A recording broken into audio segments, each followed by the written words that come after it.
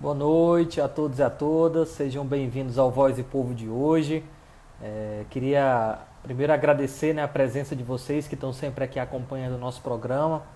Dizer que eu fico muito feliz de estar tendo a oportunidade de conversar, de trazer convidados que possam colaborar com o debate, né? Esse é o nosso principal objetivo do nosso espaço. De antemão também queria agradecer a todas as mensagens de carinho que eu recebi na data do meu aniversário, no domingo. É muito bom, né, contar com o carinho e a alegria de todo mundo que sempre está acompanhando aqui a gente. Estou só aguardando aqui o nosso convidado entrar. Hoje a gente vai conversar sobre a reforma da Previdência, recebendo o professor Tiago Albuquerque, uma das maiores autoridades, né, no assunto aqui no Ceará. A gente vai conversar um pouco, teve essa reforma da Previdência que ocorreu agora ano passado, em 2020, já está valendo. E essa reforma da Previdência, o principal papel dela, ela alterou, né, uma série de questões, como o período, né, de aposentadoria, já vou colocar aqui o nosso convidado para dentro, e uma série de outros fatos que foram alterados, que a gente vai conversar para entender um pouco mais esse assunto. Né? Boa noite, Thiago. Boa noite, amigo Chiquinho, tudo bom? Tudo bom, meu querido? Você está me ouvindo bem? Ouvindo perfeitamente. Agora eu tô achando Maravilha. que tá um pouco escuro aqui, né? Não, assim, eu tô vendo bem, tá Ah, tranquilo. Tá, tô beleza. conseguindo ver direitinho. Tiago, eu primeiro queria agradecer você ter aceitado aqui o convite para conversar com a gente nesse espaço. Você que é eu lhe considero uma das maiores autoridades em direito previdenciário do Brasil. Não é à toa que ali na reforma da Previdência, lhe conheci na minha faculdade, né, o Centro Acadêmico de Direito convidou o professor Tiago para explicar para a gente a época da reforma da Previdência ainda no governo Michel Temer. E o Tiago não só foi convidado pela gente, mas ele viajou na época, eu acompanhava ele, o Brasil inteiro. A própria Câmara Municipal de Fortaleza também o convidou para várias audiências, porque eles conseguem elucidar muito bem, né? Porque eu acho que às vezes, Tiago, o nosso povo que está em casa, ele não consegue entender. Às vezes fala da reforma da Previdência, a reforma trabalhista, aí quem é a favor diz que é boa, quem não gosta diz que é ruim. E as pessoas que estão em casa, elas não conseguem entender. Você fica no debate, às vezes um debate acadêmico, em que o povão, que são muitas vezes as pessoas que acabam sendo prejudicadas, né, por esse tipo de reforma, são as pessoas que nunca têm conhecimento. Né? Então eu tenho muito orgulho de dizer que você sempre teve uma grande didática para conseguir explicar para as pessoas esse assunto. Né? Queria só reforçar aqui o agradecimento nesse espaço. E já queria te perguntar a seguinte questão.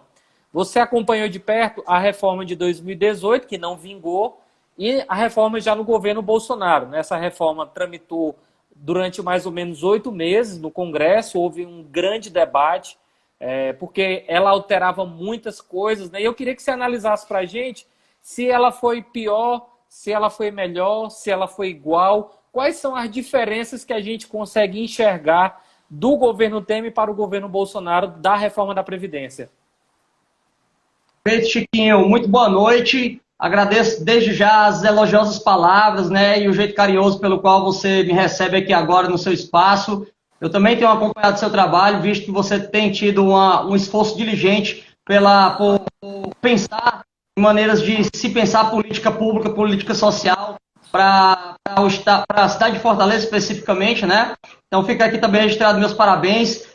Chiquinho, realmente eu tenho que fazer coro ao que você disse, né? O nosso trabalho não tem sido só acadêmico, mas também, de certa forma, militante, né? A gente fez empreendimentos pessoais para ir a Brasília algumas vezes, conversar com senadores, deputados federais, conversar com liderança da sociedade civil, para tentar mostrar os efeitos sociais que essas reformas trariam, né?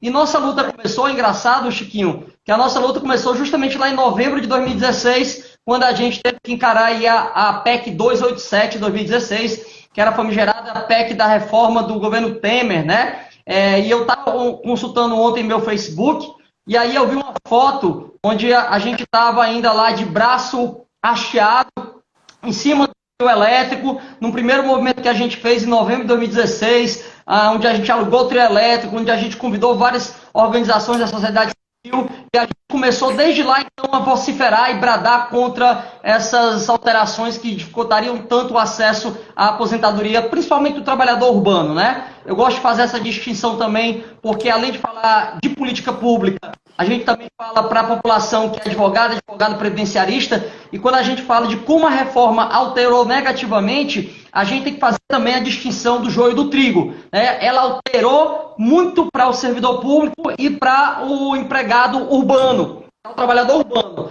Para o trabalhador rural e para a pessoa que é beneficiária do benefício assistencial, BPC-LOAS, ela não alterou. Então, para a advocacia previdenciária, a gente continua exortando para que vocês continuem se dedicando, investindo nessa área, porque essa grande população de trabalhadores rurais e pessoas que precisam do benefício assistencial, elas continuam dando volume sim, porque não houve alteração para essas pessoas aí, tá? Então, ainda é um ramo que vale muito a pena estudar, se dedicar. A gente está começando mais uma pós-graduação aqui em Fortaleza. Já fica o convite para quem tiver interesse em conhecer, entrar em contato comigo aí pelo WhatsApp, código 8599-684-4404. Chiquinho, eu tenho dedicado pelo menos os últimos 9 anos da minha vida ao direito previdenciário. Eu era servidor do INSS, passei quase 9 anos na autarquia, fiquei cedido à Advocacia Geral da União para atuar como preposto do INSS, fiquei cedido à Justiça Federal para assessorar alguns juízes federais na Turma Nacional de Uniformização. Tenho um mestrado, faço mestrado na Pontifícia Universidade Católica de São Paulo, na PUC de São Paulo. Passei no programa para aluno especial do mestrado da USP, Universidade de São Paulo. Passei depois do mestrado também da Fundação Getúlio Vargas, todos eles para tentar me dedicar ao tema da Previdência Social. Na PUC eu estudei benefícios, na USP a gente estudou financiamento da Seguridade Social, que justamente essa ideia que tem sido argumentada o tempo todo aí, que há necessidade dessa reforma, porque o custeio não é suficiente para se pagar esses benefícios. Aqui a gente tem um grande conhecedor dos direitos sociais também, viu, Chiquinho, fazendo presente, que é o doutor Ronaldo Solano Feitosa, que é um juiz do trabalho, professor da nossa pós-graduação também. Doutor Ronaldo, muito agrada a sua presença aqui também, muito obrigado. Então eu tenho dedicado, né, e também na Fundação Getúlio Vargas, quando eu passei, a minha linha de pesquisa também era direito público, né, para a gente poder estudar as nuances aí ligadas, atinentes ao direito previdenciário. E com muito orgulho eu digo que tenho dedicado os últimos 9 anos. Pedi exoneração do INSS agora em dezembro, há pouco mais de 7 meses, mas continuo dedicado integralmente ao direito previdenciário, seja levando formação de nível de excelência para a advocacia em todo lugar. A gente mantém cursos em 6 estados da federação, fora os cursos que eu dou em São Paulo, que estão difundidos para todo o Brasil. E continua sendo um tema que ainda é um tema que precisa ser muito pululado, muito discutido, muito ainda realmente levado para a sociedade para que seja realmente tratado com a seriedade que ele merece, né? Doutor Coelho Neto, que é advogado trabalhista lá na região do Cariri, doutora Simone Lima, grande advogada previdenciarista aqui de Fortaleza, doutor Trotti está aí, doutor Marques, um abraço, todo mundo está chegando. A gente precisa muito ainda, viu, Chiquinho? Eu fiz esses 2 mestrados e passei nesse terceiro e continuo ainda me encarando como um neófito, como a gente diz em algumas formas. Eu entendo ainda que eu sou um bebezinho que precisa estudar muito direito previdenciário ainda. Mas é um tema de extrema importância, porque ele causa um impacto social muito grande, né? Para você ter ideia, Chiquinho e os demais amigos que estão aqui, hoje em dia, em 2/3 dos brasileiros, a Previdência Social repassa mais dinheiro do que o próprio Fundo de Participação dos Municípios, que é destinado através da própria União, de recursos da União. Então o INSS joga mais dinheiro diretamente na economia do que o próprio governo federal. Então é importante que a gente entenda que quando a gente dificulta o acesso a benefício previdenciário, a gente também está diminuindo o repasse a essas pessoas. E com um detalhe ainda mais gravoso, né? O dinheiro que passa da União para um gestor público, claro que isso não existe no Brasil, não existe no Ceará, não existe nem no nosso continente. Mas muitas vezes, né, aqui 2 advogados previdenciaristas, doutor Renan Félix, foi meu colega lá do INSS e agora é advogado privado, doutor Gustavo Lopes também, professor Gustavo Lopes também. Esse dinheiro que é repassado dos entes públicos para um outro ente público, da União, para estados e municípios, a gente sabe que existe uma cadeia que nesses repasses eu posso ter alguma ruptura da totalidade daqueles recursos. E dinheiro jogado da Previdência para a população é um dinheiro que vai direto. Eu não tenho como deixar resíduos ficarem ali retidos, né? O dinheiro que é pago pela Previdência vai direto para aquela população. Tanto é, Chiquinho, que eu, quando comecei a dar aula 6 anos atrás, fui chamado por um dos grandes cursos daqui do Brasil para poder começar a dar aula lá em São Paulo, que era o curso de um grande jurista que faleceu agora há pouco tempo, professor Damásio Evangelista de Jesus. E quando eu fui convidado para esse curso, eu fui convidado porque eu gravei um vídeo na internet chamado A Previdência e a Chinerai, querendo explicar qual era a relação que tinha aquela música de forró que a gente conhece, que rolou no Carnaval de 2014 aqui no Ceará e no Nordeste, né? Todo mundo tem Chinerai, as novinhas têm Chinerai, ei mãe, a senhora é aposentada, minha avó também é, né? E a relação que ele guardava com a Chinerai e a Previdência, por que ele queria saber se a mãe dele era aposentada? Justamente por causa desse efeito que a Previdência tem nas cidades mais distantes, aquelas que passam e padecem por uma falta de inclusão bancária, né? A Previdência tanto vai jogar dinheiro diretamente naquelas economias, e é um grande distribuidor de renda, como vai servir também como um instrumento de financiamento de compra de bens de maior valor agregado. A pessoa não tem um CDC porque não tem uma renda num banco, mas ela tem um benefício previdenciário, onde eu posso fazer um empréstimo consignado e comprar, fazer a reforma da casa, mandar a filho fazer uma viagem para estudar, ou então até comprar uma Chinerai, né? Então, a Previdência também tem esse reflexo direto nas economias dos municípios mais distantes dos centros urbanos, né? Doutora Ana Enes, um grande abraço, minha querida amiga, doutora Thaís Brito, doutor Sabino Henrique, um grande abraço a todos vocês. A pergunta que você fez no início, Chiquinho, e eu tinha que fazer essa propedêutica, esse parlatório iniciático aqui para a gente começar a conversa, é a distinção da reforma proposta pelo Temer e da reforma proposta pelo Bolsonaro. Será que é tão grande assim que ela realmente, uma pode ser considerada mais draconiana do que a outra? E eu diria que, em tese, sim, mas na prática talvez não. Por quê? A reforma proposta pelo governo Temer, como a reforma proposta pelo governo Bolsonaro, eles traziam alguns fulcrais que eram extremamente nocivos para o trabalhador, principalmente para o trabalhador rural, que é aquele trabalhador que a gente conhece, que trabalha aqui na atividade campesina, que trabalha na agricultura, na lida rural, aquele segurado que trabalha com a agricultura familiar, que é responsável por colocar 2/3 dos alimentos na mesa do brasileiro. Ele realmente tinha uma proposta, as duas tinham propostas que eram muito nefandas e nefastas. Um abraço aqui para a doutora Carol Duarte, que também servidora do TRT, que também está assistindo a gente aqui. Demais colegas, doutor Cícero Eduardo, grande professor aí, grande especialista em oratória. Então a gente tinha a previsão de que todas essas duas reformas, a PEC número 6 e a PEC 287, iriam trazer essa exigência da cobrança da contribuição do trabalhador rural. E esse grande problema que a gente tinha é que o segurado especial, ele não tem controle sobre seus meios de produção. Ele precisa de sol, ele precisa de chuva. Só que são meios de produção que ele não tem controle. Ele não pode dizer, olha, vou rezar para São José para fazer chover. Não tem como. Não tem como fazer uma dança ali para ter chuva. Então ele não tem como controlar. Então eu cobrar contribuição em dinheiro do segurado especial é de uma vilania, de uma iniquidade sem igual, né? A proposta do governo Temer trazia essa ideia e a do governo Bolsonaro também trouxe. Mas a do governo Bolsonaro, ela passou por uma análise do Poder Legislativo, né, tanto o relatório na Câmara quanto no Senado, e essa determinada parte aí, ela foi retida, e ela não vingou, não passou adiante, tá? Doutora Lauriane, lá do Rio Grande do Sul, um grande abraço também para você, tá? Se a PEC do governo Temer tivesse passado também, será que ela teria vingado?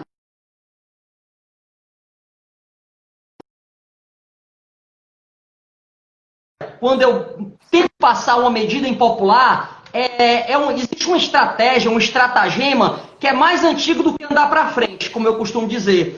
Toda medida muito impopular, eu faço o seguinte, eu jogo uma proposta bem ruim, e aí, nesse ínterim do processo legislativo aí, quando a Câmara e o Senado vão analisar, aí eu tenho retiradas de doses amargas. Não, peraí, é ruim, mas vamos tirar um pouquinho disso aqui, não vamos exigir a contribuição, não vamos mexer no benefício assistencial, não. Só que isso aí, Chiquinho, não é bondade, não é benevolência, não é benemerência do governo quando ele cede um pouquinho, cede aqui e acolá, não. Isso aí é uma estratégia que é muito antiga.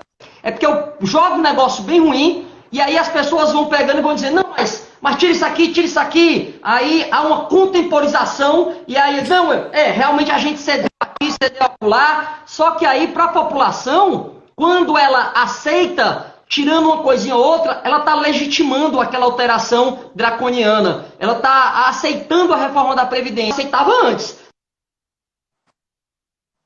Mas agora que tirou uma maldadezinha ou outra, eu aceito. É uma estratégia muito antiga de qualquer governo quando tenta passar uma medida impopular. A reforma proposta pelo governo Bolsonaro foi uma reforma que dificultou muito o acesso do trabalhador urbano, do servidor público, mas que a PEC também, a proposta pelo governo Temer, tivesse passado mais adiante também, se ele tivesse tido capital político ou tempo para aprovar, eu acredito que ela traria as mesmas sintonias sobre mudança aí. Dificuldade de acesso à previdência urbana, dificuldade de acesso aos regimes próprios de previdência social, né? Que foi atingida agora a queima-roupa através da reforma do do governo Bolsonaro, né? Que trouxe aí a extinção de criação de novos regimes próprios, né? Então, eu acredito que, em termos de proporções, elas trouxeram alterações que foram tão nocivas quanto uma se propunha quanto a outra. Essa questão que você fez, essa observação de que a previdência social em muitos municípios é um impacto maior, ou seja, uma injeção de dinheiro maior no município do que propriamente de participação ou até em qualquer tipo de imposto arrecadado por aquelas cidades, especialmente nos interiores, né, que são a questão da agricultura, dos agricultores que você falou. E aí, muito se falava que não seria justo fazer qualquer tipo de reforma que não combatesse privilégios, né? E aí eu vou jogar aqui dois para você que possa analisar para a gente.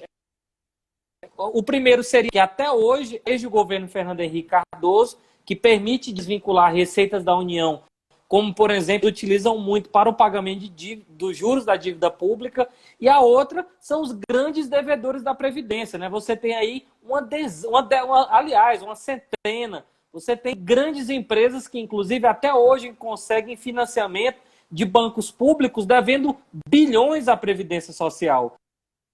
Então, como se faz uma reforma que o objetivo, entre aspas, é combater os privilégios e você não acaba com dois instrumentos que saqueiam o recurso da Previdência? Queria que você comentasse esses dois assuntos.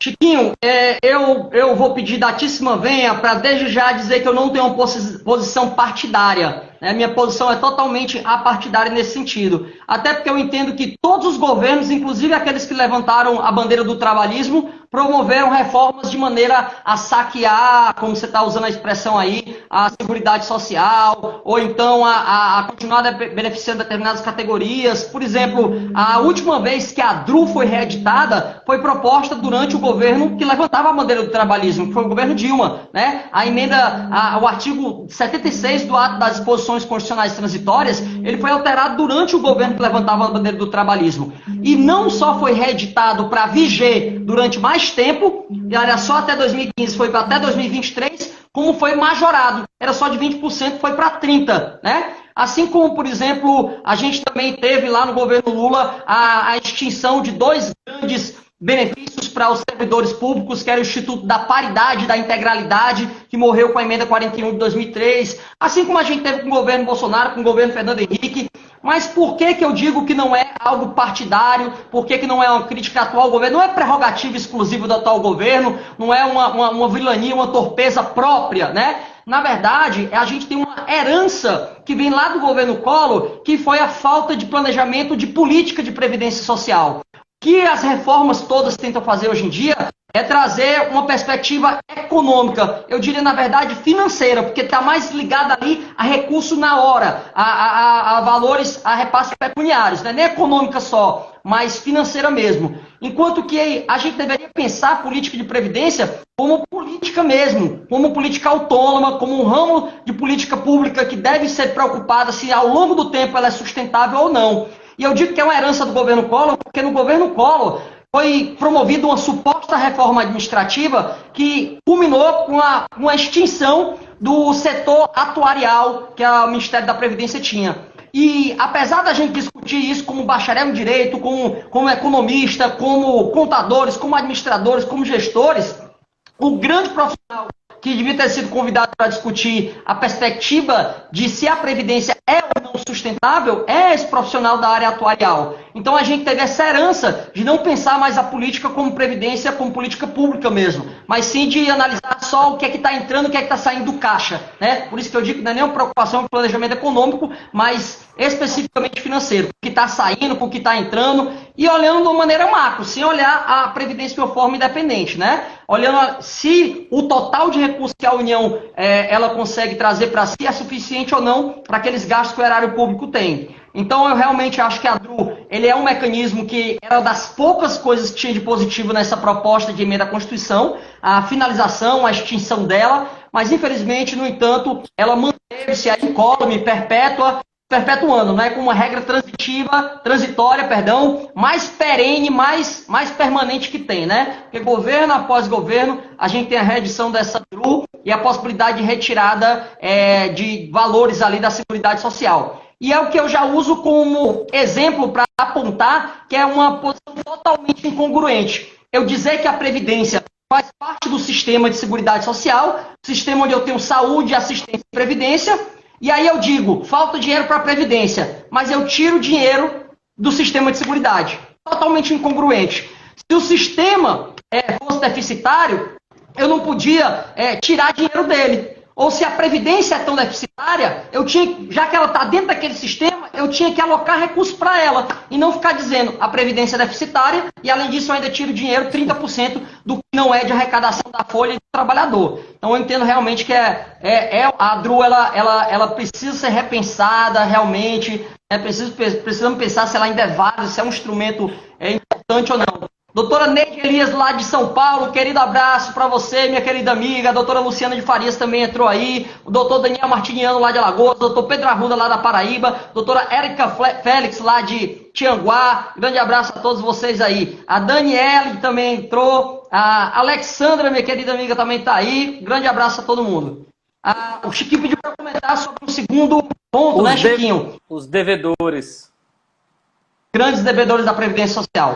A Procuradoria da Fazenda Nacional, doutor Chiquinho, todo ano ela edita a lista dos 500 maiores devedores da Previdência Social. E a gente vai ver justamente empresas que são beneficiadas com incentivos, né? Por quê? Por questões processuais, às vezes, né? Você tem ali uma interposição de uma determinada manobra recursal, de uma manobra administrativa, que vai suspender ali a exigência do pagamento daquele tributo. E aí, enquanto tiver suspenso, aí aquela pessoa pode continuar sendo beneficiária, né? Porque a gente tem uma vedação, né? Doutor Guilherme Souza, lá do Rio Grande do Sul, grande abraço, professor Guilherme, obrigado pela presença também. Nós temos um mecanismo que veda, né, a percepção de benefícios e incentivos fiscais para quem está devendo a Seguridade Social, lá no artigo 195 da Constituição, mas essas questões processuais que suspendem a exigibilidade do pagamento do crédito tributário, elas são utilizadas muitas vezes, né, para que essas empresas que são devedoras serem beneficiárias, né? Como a gente tem um grande grupo frigorífico aí que está lá no topo entre os 3 maiores devedores da Previdência Social,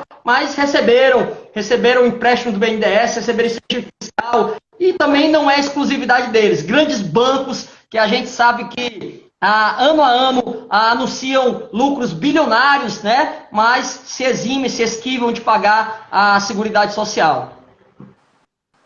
Outra questão, Tiago, que eu queria que você comentasse, criou-se um mito da reforma da Previdência, inclusive o próprio governo federal, antes eu queria até fazer parte, eu acho que foi muito bacana a sua observação de trazer do colo para cá, todos os governos que passaram fizeram reformas ou mantiveram mecanismos que saqueiam recursos da Previdência Social.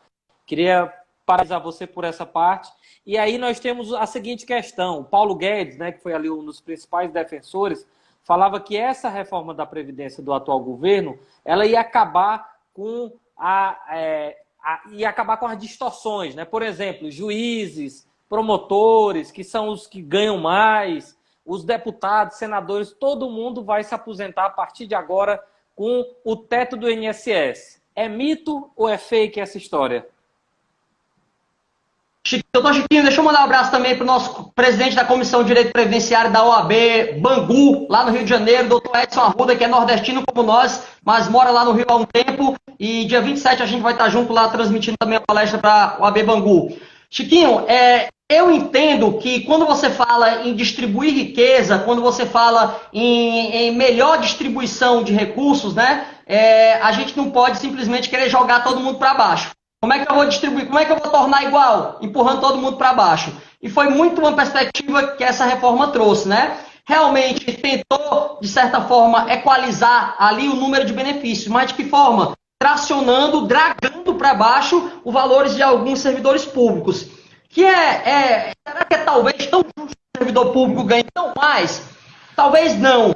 Uma ex-assessora do ministro Gilmar Mendes, ela tem um livro muito bom, muito bacana sobre regimes próprios. E ela faz essa análise histórica de como a política de previdência social do governo, ela não era uma política de previdência, mas uma política de recursos humanos. Então, eu não estava preocupado em juntar dinheiro para pagar o benefício. Eu estava preocupado em estimular que pessoas virassem servidores públicos. Então, isso aí trouxe um problema do equilíbrio financeiro e atuarial. A tentativa de equalizar, né, os ganhos, eu não sei se ela é da melhor forma possível, da maneira mais justa socialmente e tributariamente, porque eu vou ter uma equalização onde eu puxo o servidor para baixo. Onde ele vai ficar limitado ali o teto do INSS e se ele quiser ele paga a previdência complementar dele. É claro que ela traz um certo nível de justiça tributária, né, porque eu vou ter a contribuição adicional para aquela previdência complementar do servidor, mas eu confesso que fico, pelo menos, hesitante quanto à ideia de que deixar todo mundo igual é trazer todo mundo para baixo. Eu entendo que, na verdade, deixar todo mundo igual seria melhorar, seria trazer um nível escalonado, onde cada vez as pessoas tivessem mais recursos, pudesse ter uma distribuição de renda mais equânime, mais justa, e fosse puxado para cima e não para baixo. Tem uma outra questão, Tiago, muito fundamental, que inclusive o próprio presidente do Congresso, Rodrigo Maia, falou que não entrava de forma alguma e que era, digamos, a cereja do bolo do Paulo Guedes, que era a capitalização, né? A capitalização da Previdência. Chile e Japão, Chile, certeza, Japão, eu também acho que a Previdência é capitalizada. O Chile, inclusive, né, recentemente teve estopins de manifestações contra esse modelo fracassou, pessoas que contribuíram valorias médias muito abaixo das suas contribuições. E o Paulo Guedes, apesar de dizer que a reforma, a Previdência Social era deficitária, na capitalização não cobraria mais o patronal, né? Os patrões não pagariam mais a complementação. Queria saber se tu tem alguma posição, tua análise sobre o modelo de capitalização de Previdência. Eu tenho, tá? Um abraço para a doutora Andresa que chegou aí, o professor Rafael Romero, lá de Campina Grande, da Paraíba. Também entrou com a gente conhecer aqui, doutor Bruno, lá de São Paulo, o doutor Murilo Parente, meu querido amigo, doutor Pedro Neto. Chegaram aí mais amigos aí para participarem. Doutor Chiquinho, eu tenho uma posição sobre capitalização, tá? E eu tenho uma posição que ela foi ensinada para a Previdência ao longo dos séculos. As primeiras entidades securitárias que a gente tem, elas nascem lá na Itália.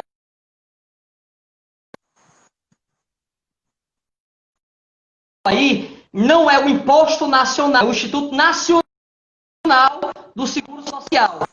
Então, o INSS é uma seguradora. E é social porque é pública. Então, eu vou para as primeiras entidades seguradoras que eu tenho para tentar analisar a ideia de cada um prover o seu próprio seguro, tá? E lá em Veneza, a gente tinha um problema quando começou a tratar de seguro de uma pessoa exclusiva para outra. O problema foi esse. O problema justamente da falta de pulverização do risco. O que é isso? O contrato de seguro era privado.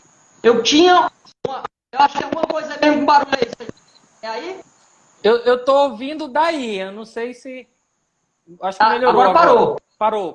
Parou. Pode continuar. As primeiras entidades que eu tinha eram contratos privados lá em Veneza, onde tinha um mercador que juntava muito dinheiro, aí ele chegava para o outro e dizia assim, fulano, quanto é que vale tua mercadoria? Ah, vale 30 mil ducados. Foi o seguinte, se tu me pagar 10, eu garanto que se tu naufragar, eu pago teu barco, tua mercadoria, né? A gente tinha esses primeiros modelos aí, mas eles eram modelos muito incipientes, porque eram modelos que traziam um risco muito grande. Eu tinha um risco de Se um cara estiver protegendo 2 ou mais mercadores, e esses 2 ou mais quebrarem, o cara quebrava também.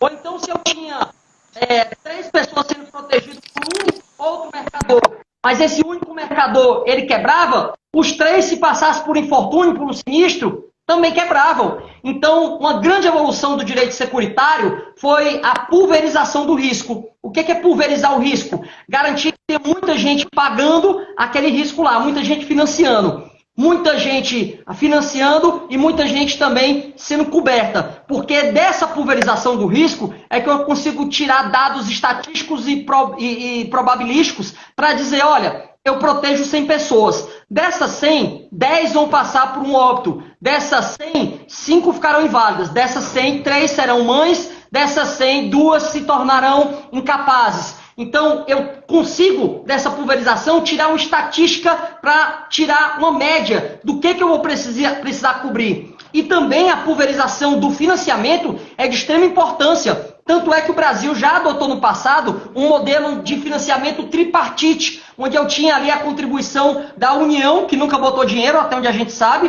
do empregador e da empresa. Mas a Constituição Cidadã de 88 trouxe uma pulverização muito maior. Ela trouxe a chamada diversidade da base de financiamento. Porque agora eu tenho união, eu tenho empregador, eu tenho um empregado, eu tenho um importador, ele equiparado, eu tenho a pessoa equiparada à empresa, eu tenho a contribuição social sobre o lucro líquido, eu tenho a contribuição sobre a COFINS, contribuição para o financiamento da Seguridade Social. A base é muito mais diversa.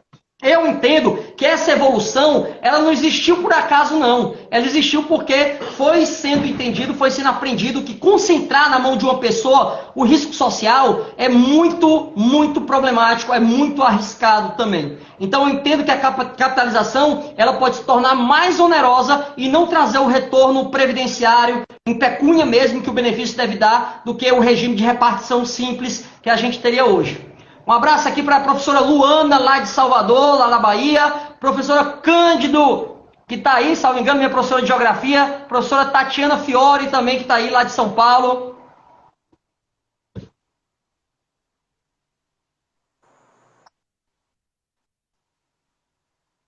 Só não estou lhe ouvindo.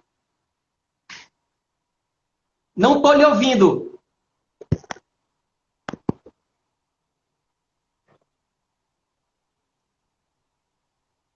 Não, sem áudio.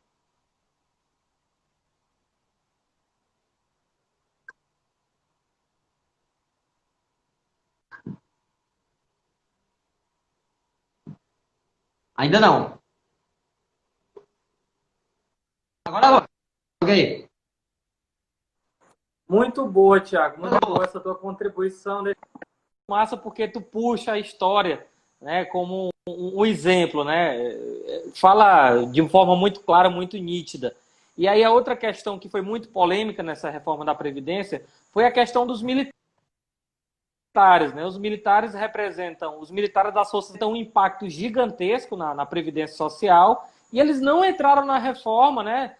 Propôs que depois ia ter uma lei complementar ou lei ordinária, não lembro agora, para tentar fazer alguma coisa. Só o que foi dado aos militares foi um aumento, né, para os generais, enfim, para os militares da alta patente, né? Um alto salário, que ninguém entendeu, né? Como é que existe o déficit da Previdência, que os militares representam um impacto gigantesco, né? Pelo menos eles alegam que existe, e você não coloca eles na reforma, e ao invés de você fazer, você dá um aumento para eles, né? Queria que você analisasse esse ponto também. Sim, obrigado pela deferência aí, né? A gente sempre tenta, eu digo isso sempre para os alunos, eu tento sempre utilizar 2 recursos didáticos quando a gente está dando aula. É a contextualização, para as pessoas entenderem qual é o impacto que aquilo tem na sua vida, e storytelling, que é contação de histórias. Por isso que eu uso alguns recursos históricos para dizer, é assim que era e assim que evoluiu. Realmente, Chiquinho, causa uma certa estranheza para a gente, né? Que eu queira tentar equalizar a previdência de todo mundo, mas para um determinado servidores públicos, eu tenho um tratamento diferenciado. Afinal, tem um ditado em latim, que a gente traduz em português como o palco da Chico da Francisco, que diz que um beado ratio e beado dispositivo legis, né? Onde eu aplico a mesma razão, eu aplico o mesmo dispositivo congruente, eu digo, olha, para todo servidor eu vou tratar de forma igual. Mas aqui para militar vai ser diferente, a gente vai ver mais à frente. A verdade, Chiquinho, é que toda mudança traz muito temor. Inclusive tem um conceito das relações internacionais que diz que toda próxima potência é aquela que descobre a próxima fonte de energia. Porque a gente fica tão viciado no que é tradicional, no que a gente sempre faz, que a gente tem dificuldade de criar meios de produção diferentes, inovadores. É por isso que quem larga na frente vai ser a próxima potência. Então, o temor, né, que a antropologia chama também, tem um conceito para isso, o temor do novo, ele aflige não só militares, mas o servidor público, passou pela reforma, o segurado urbano da Previdência Social, só que nós não tivemos escolha. Temor ou não temor com o novo modelo de previdência, a gente teve que passar. Então, realmente, parece uma atitude, pelo menos, incongruente, dizer que vai tornar a previdência igual para todo mundo, vai acabar com o colégio, vai acabar com o alto salário, e aí você mantém uma determinada classe que a gente sabe que tem uma ligação direta com esse tipo de governo. Afinal, quantos militares estão lá em cargos de segundo, terceiro escalão, né? Eu tenho muito medo, doutor Chiquinho, de quem fala que vai acabar com o Marajá. E o presidente Bolsonaro, da época da reforma da Previdência, disse que ia acabar com os Marajás. Eu botei a mão na cabeça e disse, pelo amor de Deus, o último cara que falou em acabar com o Marajá fez eu perder uma bicicleta no Natal.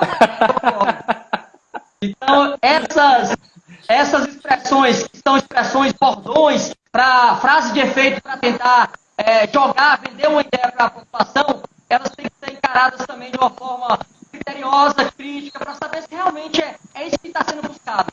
Porque como é que eu mudo para todo servidor, mas no mundo mudo para uma classe com a qual eu tenho uma relação umbilical ali? E eu não estou desprestigiando militar, não.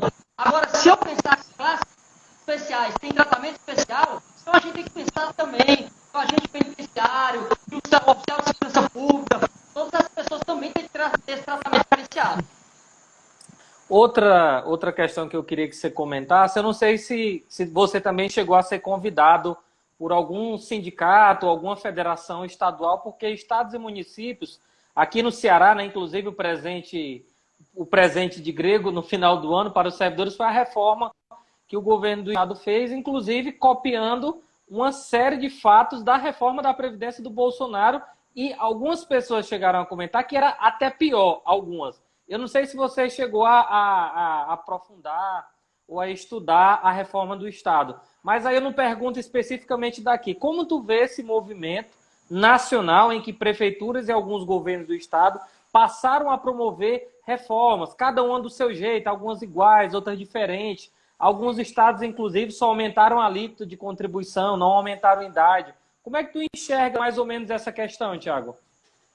Doutor Chiquinho, eu gosto de dizer que justamente meu posicionamento ele é científico e doutrinário, e não é partidário, porque inclusive o Ceará é um exemplo de como a reforma da Previdência foi feita de uma maneira tão avassaladora, tão horrenda, tão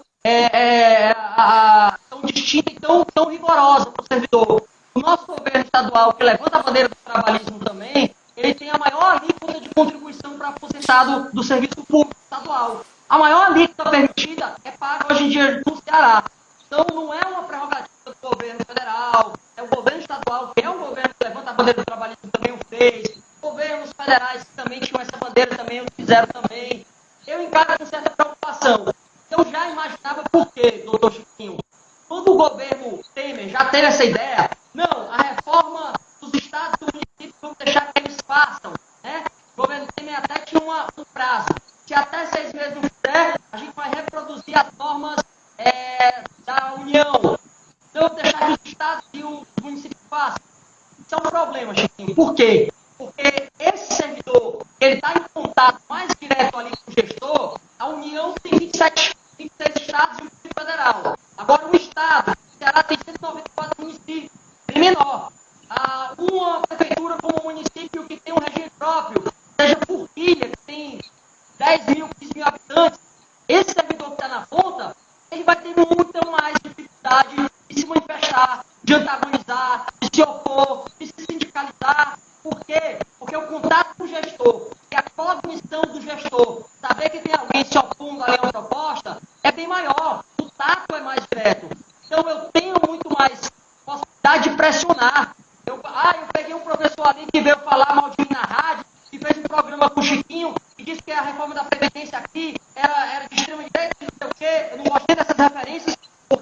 Brasil está tão polarizado que se a gente quiser, o cara falou de direita porque ele é de esquerda, se ele falou de esquerda porque ele é de direita, se ele é a favor da reforma é porque ele é PT, se ele é contra a reforma é porque ele é Bolsonaro.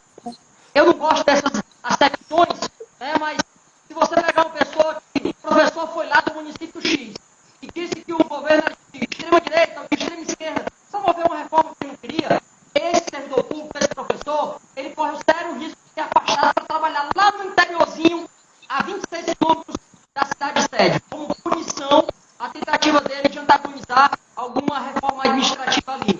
Então eu vejo com preocupação se estados e municípios tenham esses seus próprios regramentos aí, porque eles podem impor uma pressão muito maior na hora de passar essas medidas.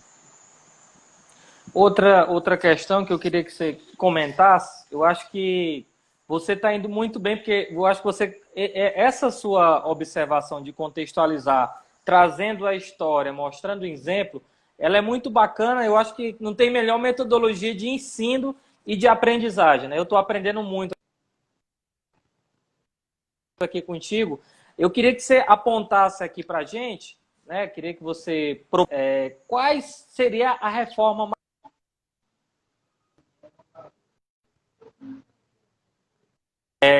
a reforma correta para estados e municípios ou não tem que reformar? A Previdência, ela é superavitária, ela é deficitária. Porque, como você bem falou, existem uma cesta de impostos, né, em cima, CSL, existem a questão dos concursos, né, que também uma parte desse valor é destinado para a Previdência Social. Então, muito se alega a Previdência que ela é deficitária, mas você retira dinheiro dela, como você comentou anteriormente, através da DRU. Então, qual seria, talvez, a questão que nós deveríamos fazer na reforma? Eu vou pegar a federal, a geral, mas que, naturalmente, nós poderíamos distribuir entre estados e municípios que têm previdência própria. Chiquinho, eu penso que se eu lhe trouxesse agora um modelo, uma modelagem, regime próprio idealizado, eu seria no mínimo irresponsável. Porque eu já fui aprovado em 3 mestrados das 3 maiores faculdades do país, universidades, para poder estudar direito previdenciário. Em 2 delas eu cursei, na USP e na PUC. Mas se eu dissesse para você, Chiquinho, eu já sei qual é a resposta ideal, eu estaria sendo bem um demagogo, se não um irresponsável. Agora, tem coisas que a gente pensa que deveriam sim ser planejadas em termos de reforma da Previdência. Antes disso, vamos responder a sua pergunta se a Previdência é deficitária ou superavitária. O artigo 165, parágrafo 3º, parágrafo 5º da Constituição, 1, 2 e 3, ele traz 3 modelos de orçamento que o ente federativo tem que ter. Ele vai dizer que tem que ter um orçamento para pagar a despesa corrente, um orçamento para investir em empresas que a União tem capital voltante maior, e o terceiro orçamento é um orçamento do sistema de seguridade social. Então, quando eu falo orçamento da Previdência, esse orçamento aí que eu calculei, que eu tirei essa elucubração minha, ele é um orçamento inconstitucional. Não tem previsão na Constituição para a Previdência ser tratada como um orçamento distinto. Além disso, na parte do financiamento da Seguridade, lá no artigo 195, ele fala mais uma vez, a Seguridade Social será financiada. Então não tem um financiamento só para a Previdência, não. Então, quando eu faço um cálculo do que a Previdência arrecada ou do que ela gasta, estou sendo irresponsável. Por quê? Porque a Previdência não tem orçamento próprio. Eu poderia discutir se o sistema de seguridade é deficitário ou não. Né? E aí, como a gente já falou aqui, Chiquinho, não é, porque o sistema de seguridade ele traz uma enumeração grande de contribuições e bases de cálculo que estão previstas na Constituição ou através de leis complementares, onde a União exerce sua capacidade residual, sua competência residual tributária. Eu tenho uma gama, uma pluralidade, uma diversidade muito grande de tributos para o financiamento da sociedade. Ele garante que o sistema seja superavitário. Superavitário a tal ponto que, ano a ano, governos após governos retiram o sistema de seguridade. Agora, Tiago, de onde é que o pessoal tira esse cálculo aí, então? Quer dizer que estão inventando do nada? Não. Existe um porquê, mas o porquê supedâneo, o fundamento, a razão de decidir está errada, está equivocada. Com a reforma da Previdência do governo Fernando Henrique Cardoso, o artigo 167, inciso 11, foi alterado, foi inserido, na verdade, enxertado lá na Constituição. E esse inciso 11 veio dizer que as contribuições do artigo 190 a linha A do 192 não poderiam ser utilizados para outro fim, não fosse o pagamento de benefícios da Previdência Social, do regime geral de Previdência Social. Daí, governos após governos começaram a dizer, então só o que é da Previdência é só o que é o recurso da folha de salários e só o recurso do próprio trabalhador. Não colocou no cálculo CSLL, não colocou COFINS, não colocou concurso de prognóstico, que hoje 18,2% dos concursos de prognóstico são destinados à Seguridade Social, não colocou COFINS importador. Nesse cálculo aí, ele pegou essas duas contribuições, que a reforma de 98 tornou exclusiva para financiar os benefícios do regime geral, e disse, já que é exclusivo, então eu não posso usar nada, que é COFINS, que é CSLL, para a Previdência. Não, é errado, totalmente equivocado. E nós, na sua cabeça, pensar isso. Quando o governo trouxe a exclusividade de utilização, ele quis garantir o pagamento dos benefícios através dele. Mas ele não está querendo dizer ali que você vai deixar de poder utilizar aqueles outros recursos, não. Então, o raciocínio que é extraído daí é totalmente equivocado. Que ao passo que foi vedado utilizar esse recurso para outra finalidade que não fosse o pagamento, eu não tive a vedação também de utilizar os outros recursos, não. Então, é totalmente equivocado. E o modelo que a gente poderia pensar, Chiquinho, é um modelo que necessariamente passa, além dos benefícios, ele passa pela essa modelagem da construção do sistema de financiamento. Eu não tenho como pensar em reforma de previdência, seja federal, estadual, municipal, sem pensar como é que está sendo planejado o financiamento dessa previdência, né? Se ele está tendo recursos, se o recurso está sendo aplicado, porque a gente vê muito nos regimes próprios, principalmente dos municípios pequenos, a falta de fiscalização. Aí o que acontece? O gestor confunde um recurso que sobra para ser aplicado no fundo de pensão como um recurso de despesa corrente.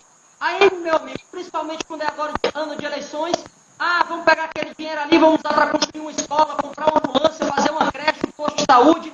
Isso não dá problema no começo, não, mas dá problema no longo prazo. Porque as pessoas começam a ficar doentes, elas começam a ficar velhas, precisam aposentar, elas começam a morrer, precisam de pensão por morte. Então, eu tenho um problema atuarial. Então, pensar no modelo melhor de previdência para o regime próprio é pensar também na forma de financiamento de como essa previdência está sendo construída em termos de tributação. Eu sempre gosto, Tiago, quando eu convido especialistas em um determinado assunto, para que eles, principalmente quando dominam muito o tema, como é o seu caso, para que comentem, por exemplo, baseado na sua concepção, né? Você falou assim, não tem como eu dizer assim, seria demagogia da minha parte, mas tem coisas que tem como a gente falar, né? Que foi o que você falou. Qual país no mundo, né, consegue de forma melhor, ter um melhor sistema de previdência no sentido de distribuição, da questão de, sei lá, as melhores características, né, que paga melhor, que remunera melhor, que a pessoa não precisa trabalhar a vida toda para se aposentar? Qual país tu conseguiria enxergar que tem um modelo, digamos, mais justo? Normalmente, doutor Chiquinho, aqueles países que eles são conhecidos, notórios, por já trazer uma proteção especial ao cidadão, né? Aqueles tipos de Estado que eles são baseados na ideia de um modelo de welfare state, né? De um Estado de bem-estar social. Então, Noruega, ela tem uma contrapartida muito proporcional ao que você passa a vida pagando de previdência. Suécia, Escandinávia, esses países ali da Europa, mais da região ali escandinava, eles têm modelo de previdência cujo retorno é bem melhor, é bem proporcional ao que você contribuiu durante a vida, né? A Europa, de uma forma geral, já foi tida como um oásis previdenciário, né? Mas ela passou por muitos modelos de reforma também aí, quase tão draconianos quanto o modelo brasileiro, né? Em 2008, Portugal, Grécia, França foram obrigadas, meio que extorquidas mesmo, no sentido de só conseguir um financiamento de bancos mundiais se fizesse essas reformas, né? Então elas foram forçadas a diminuir o acesso à previdência também urbana. E esses outros países que nunca passaram por solavancos financeiros ou econômicos, como são os países nórdicos, os países daquela região, eles têm um modelo de proteção estatal maior e também a previdência acaba sendo um dos corolários, um dos reflexos dessa proteção. E aí a proteção previdenciária lá acaba sendo de um retorno melhor do que em outros países. Maravilha. A gente tem aqui 10 minutos, final, senão o Instagram desliga na nossa cara. Como a nossa conversa vai ficar registrada, eu queria que você falasse para a gente, não precisa falar tudo, mas tentar se reduzir. Quais foram as principais mudanças trazidas pela atual reforma da Previdência? Porque como vai ficar registrado, as pessoas, muita gente sabe que aconteceu a reforma, mas não vai sentir amanhã, né, essa mudança.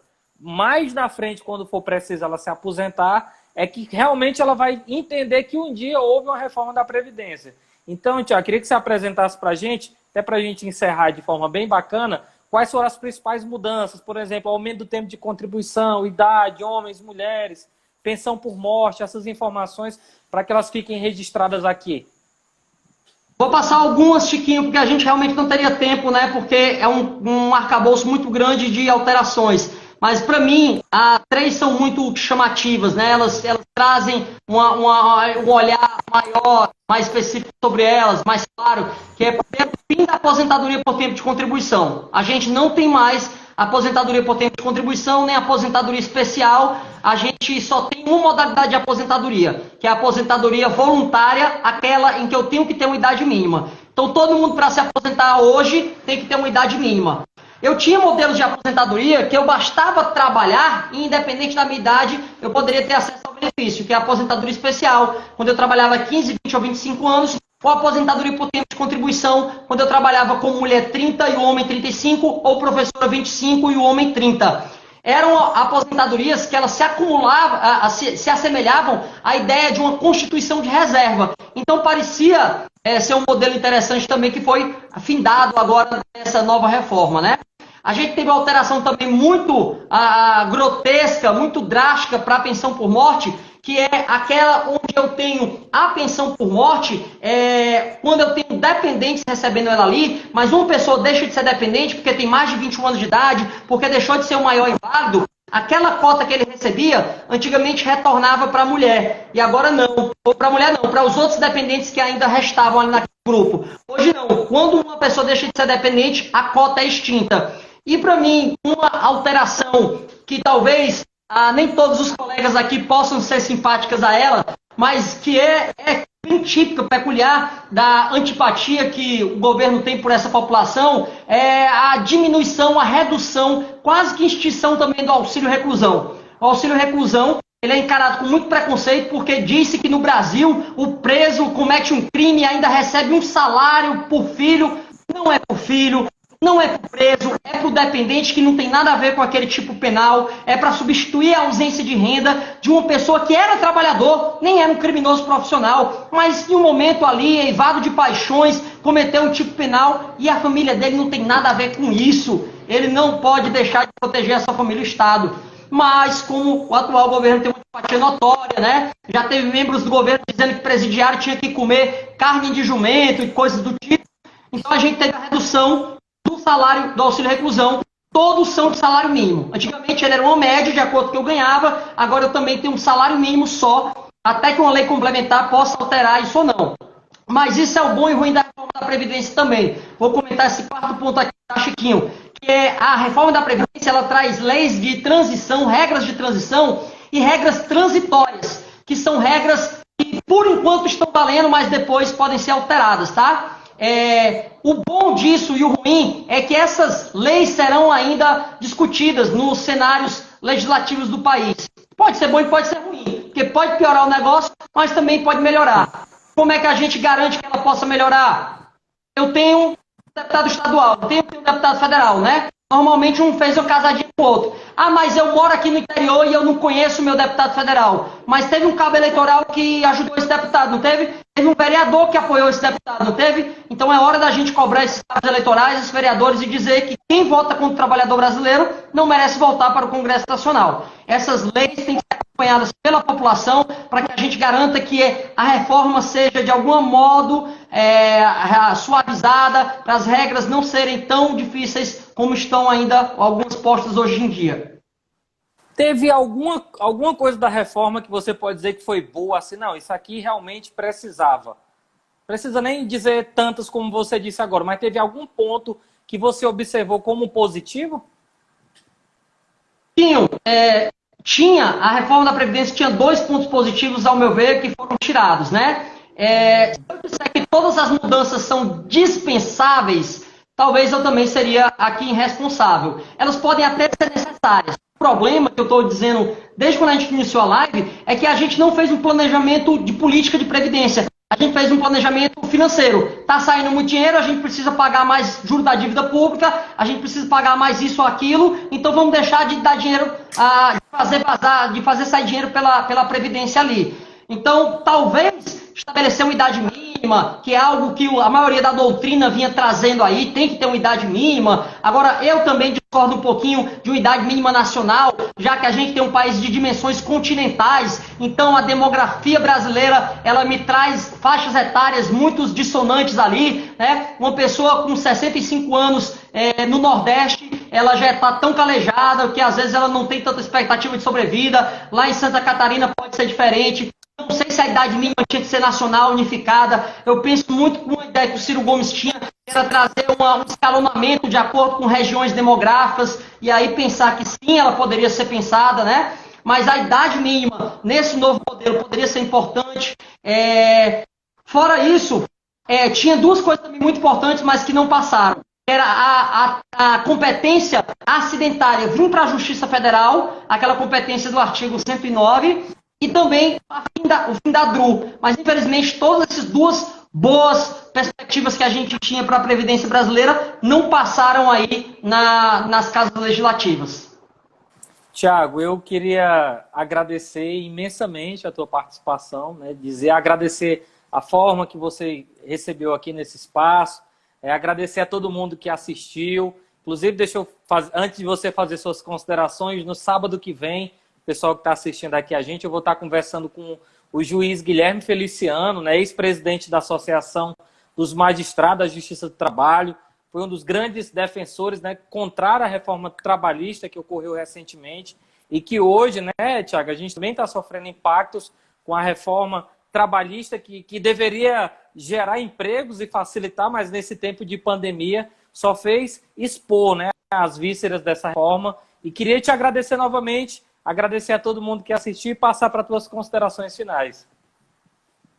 Obrigado, Chiquinho. Eu que agradeço o convite e só posso elogiar a sua iniciativa de trazer a pluralidade de pessoas para discutir de temas que são tão relevantes para a sociedade fortalezense, cearense, brasileira, nordestina, enfim, né, para toda a população, para a nação brasileira. Agradeço mais uma vez, parabéns pelo seu trabalho e gosto sempre de terminar minhas intervenções, minhas participações, trazendo algum recado da literatura, né? Eu sou aficionado por poesia ou então algum aforisma, né? E eu tenho trazido muito uma ideia de que o Bertold Brecht, de um texto que ele tinha, que ele é muito sensível quando a temática é previdência social. Ele dizia num texto dele que eu lutei pelo... Não, na verdade esse era de outro, mas ele dizia o seguinte: primeiro levaram os escravos e eu não me importei, eu não era escravo. E aí levaram os miseráveis, como eu não era miserável, eu também não me importei. E então levaram os operários, como eu não era operário, eu também não me importei. E aí levaram os desempregados, como eu tinha o meu emprego, eu também não me importei. E agora estão me levando, mas é tarde demais. Como ninguém se importou comigo, como eu não me importei com ninguém, agora ninguém se importa comigo. Eu tenho certeza que a sociedade é uma grande egrégora, uma corrente onde a nossa ação ela tem um impacto. E a gente se importar com alguém, como você está fazendo aqui, discutindo política pública, isso dá um retorno sim para a gente, tá? Muito obrigado mais uma vez aqui. Grande abraço, grande prazer estar com você. Eu acho que não teria forma melhor de encerrar com esse belo poema do Bertold Brecht. Parabéns, Tiago. Forte abraço.